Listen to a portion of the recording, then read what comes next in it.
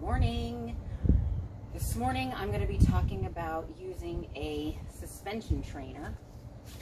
Move my rings out of the way here. Suspension trainer is the TRX or something like this, which is a generic.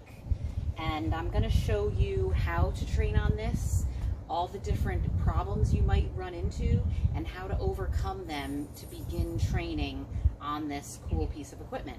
The reason I'm doing this is because with COVID, it's very hard to find dumbbells and weight plates, bumper plates, things like that. So I've been training a lot on the suspension trainer because I've kind of outgrown the dumbbells that I have here at home, and this is a great way to progressively train harder and harder without having to buy more equipment. So the TRX has something up at the top here that keeps it from going like that. This generic one does not have that. So because of that, I need to be super careful that all of a sudden my handles don't go like that. The TRX model, which is like $170, has a safety up on the top so that it will only move about this much, not this much. So if you get a generic suspension trainer and it does not have that safety on the top, that's fine. But just make sure that when you're in compromised positions, like having your feet in here and stuff, you're super stable so that you don't have an accident and fall down and get hurt, because that can happen. All right? The suspension trainer is all about angles. So the higher your angle is, or the greater your angle is, the less resistance you have for your exercise. So let me show you how that works. I'll do it this way. See how I'm all the way up here? This is really easy. I can do this all day. See how big my angle is? I really don't feel this at all, okay? Now, if I get all the way down here, much less angle. And look how much harder that is, okay? So for each exercise, you have to determine what angle you need to use in order to get the most from that particular exercise. Your angle on your suspension trainer is basically how you pick your weight. So up here, I'll be doing rows with like 30 pounds. Really easy. Not doing much for me. Down here, I'm pulling a lot more of my weight. So now I'm rolling probably maybe 90 pounds, maybe 100 pounds, okay? Something like that. So that is how you pick your angles for your exercises so that the exercises are effective.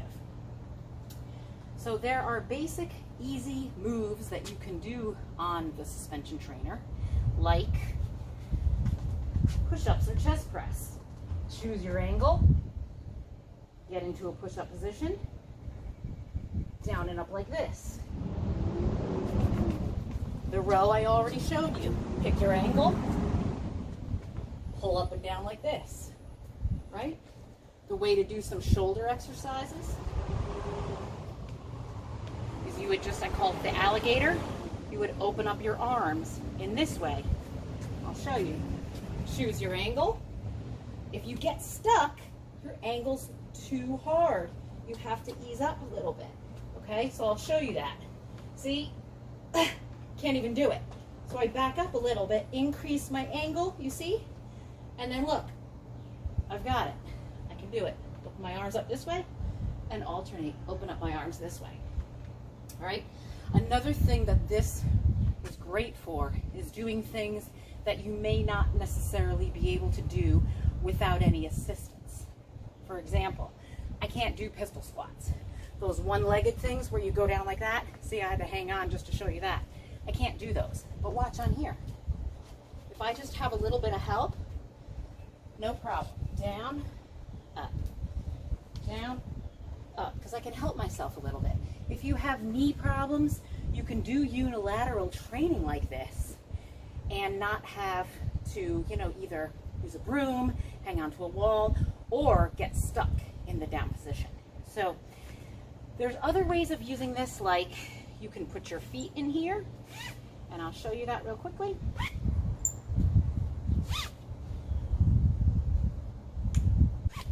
That's what these loops are for on the bottom. You can put one foot in here like this. Let's see if I can do it without falling over. Pop yourself out and do like a one-legged lunge. Okay. You can also get down into a plank. Put your feet in here.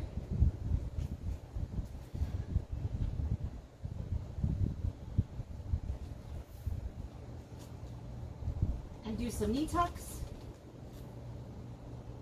And now see, this is where you can come into the problem without having that safety. Make sure that you have really good stability if you're gonna put your feet in this thing and you don't have the safety from TRX, okay? You can do pikes, all kinds of cool exercises, okay? So I'm gonna start sharing on my channel here more workouts using the suspension trainer. And so now you kind of get a sense of how to choose your angles in order to increase or decrease your resistance with each exercise. Hope this helps. Have a great day. See ya.